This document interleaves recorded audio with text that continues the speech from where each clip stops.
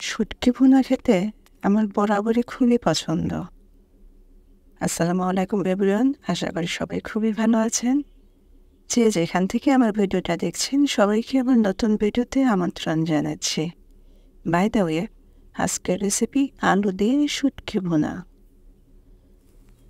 এখানে আমি কড়াই তেল দিয়ে দিয়েছি, সরিষার তেল দিয়েছি। সরিষার তেলটা একটু বেশি নেওয়ার চেষ্টা করবেন। সাথে দিয়েছি পেঁয়াজ আর রসুন কুচি। পেঁয়াজ রসুন তাড়াতাড়ি যেন সিদ্ধ হয়ে আসে তার জন্য সামান্য একটু লবণ দিয়ে দিলাম। শুটকি রান্না অথবা ভোনার সময় একটা টিপস শুধু মাথায় রাখবেন, তাহলে আপনার শুটকি রান্না খেতে খুবই ভালো হবে। তেলের পরিমাণটা বেশি দিতে হবে, পেঁয়াজ আর রসুনের পরিমাণটা বেশি দিতে হবে, তাহলে শুটকি ভোনা খুবই ভালো হয় খেতে। কাঁচামরিচ পেঁয়াজটা ভেজে নেওয়ার পর এইখানে আমি আদা রসুন বাটা দিয়েছি।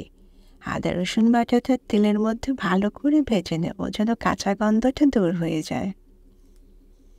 কাঁচা গন্ধ থাকলে কিন্তু কোনো খাবার খেতে একদম ভালো লাগে না। এরপর চুলার আঁচটা একদম লোতে রেখে আমি গুঁড়া মশলাটা দিয়ে দিলাম। গুঁড়া মশলায় ছিল হলুদ গুঁড়ি, মরিচ গুঁড়ি, ধনিয়া গুঁড়ি, স্বাদ মতো লবণ। লবণটা বুঝে শুনে দেওয়ার চেষ্টা করবেন, যেহেতু আমি প্রথমেও একটু লবণ দিয়েছিলাম। আর তেলের পরিমাণ যদি আপনারা কম দিয়ে থাকেন তাহলে গুঁড়া মশলাটা দেওয়ার আগে আপনারা পানি দিয়ে গুঁড়া মশলাটা দেবেন, তা নাহলে গুঁড়া মশলা পুড়ে যাবে। গুঁড়া মশলা পুড়ে গেলে কিন্তু খাবারের টেস্ট একদম নষ্ট হয়ে যায়। এরপর আমি কয়েকটা আস্ত কাঁচামরিচ দিয়েছিলাম ফ্লেভারের জন্য। আমার মশলাটা কিন্তু পারফেক্টভাবে ভুনে দেওয়া হয়েছে।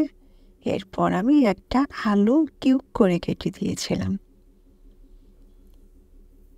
আজকে আমি শুধু শুটকি ভুনা করব না, আলু দিয়ে শুটকি ভুনা করব। মাঝে মাঝে এরকমভাবে একটু রান্নায় ভিন্নতা আনলে খেতে কিন্তু খুবই ভালো হয়।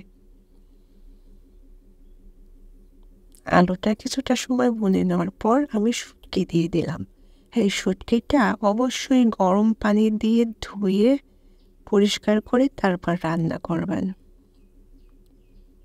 এটা চৌখা মাছের শুটকি ছিল।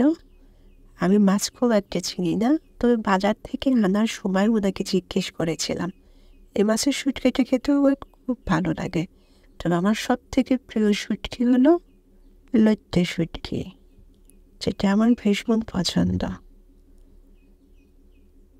তো সব কিছু আবারও ভালো করে পানি ছাড়া কষিয়ে নিলাম। আপনারা খেয়াল করেন কিনা আমি জানি না, কষিয়ে নেওয়ার সময় কিন্তু আমি কোনো ধরনের পানি ইউজ করি না, তাতে খাবারের টেস্টটা অনেক ভালো আসে। কষিয়ে নেওয়ার পর আমি সামান্য পানি দিয়ে দিলাম।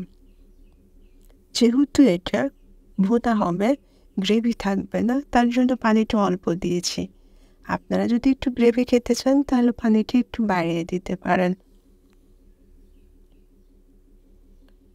আমার রান্নাটা কিন্তু অলমোস্ট হয়ে এসেছে। এরকমভাবে বারবার ঢাকনা খুলে নেড়ে চেড়ে রান্নাটা করে দেবেন, তা নাহলে তলানিতে লেগে গেলে খাবার স্বাদ একদম নষ্ট হয়ে যাবে। তো ভালো থাকবেন সবাই, আবার দেখা হবে নতুন কোনো রেসিপিতে।